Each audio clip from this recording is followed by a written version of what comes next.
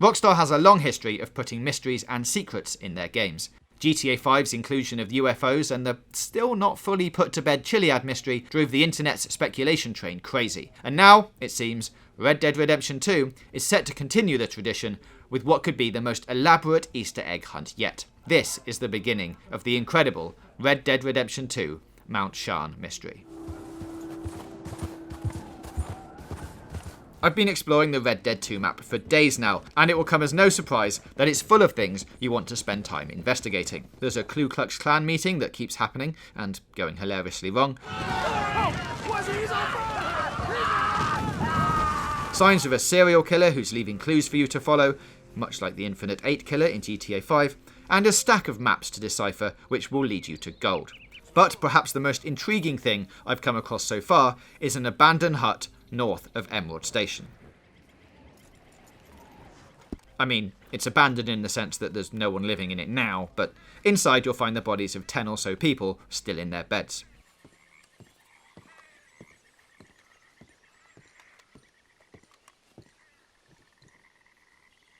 It's unclear how they died, but they all seem to have different blood splatters on what's left of the bedding. Was it a mass suicide gone wrong? A cult meeting that got overrun by bandits? Or something more supernatural? Given the way the leader on the top table is positioned, looking over the rest of the room, and the creepy music that starts playing as you enter, I'd lean towards cult. Something which is supported by a letter, read sermon, that you can read here.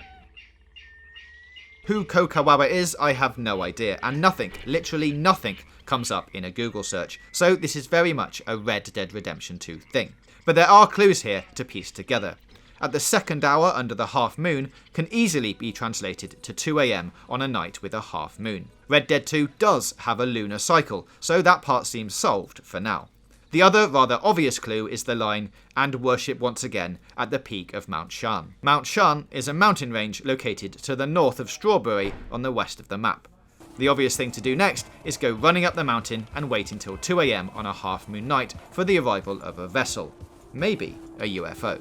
Get to the top of it and you'll find this mysterious arrangement of stones. However, waiting here until 2 AM, I waited till 4 just in case, doesn't do anything. Yet. Head back to the shack, you don't actually need to go up the mountain first, and wait here until around 2 AM on a half moon night, and you'll be welcomed by some very special visitors.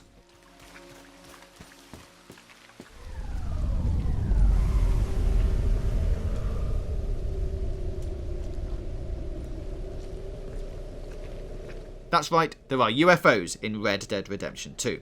This clearly isn't the end of the mystery either. Why reference the mountain peak at all if nothing is going to happen up there? And what are all those stones about? So far, this is as far as I've got, and it's time for some caveats. I haven't 100% completed the game yet, or even the main story for that matter, and given that that was one of the requirements to make the GTA 5 UFO appear, I'd be surprised if something similar wasn't in place here.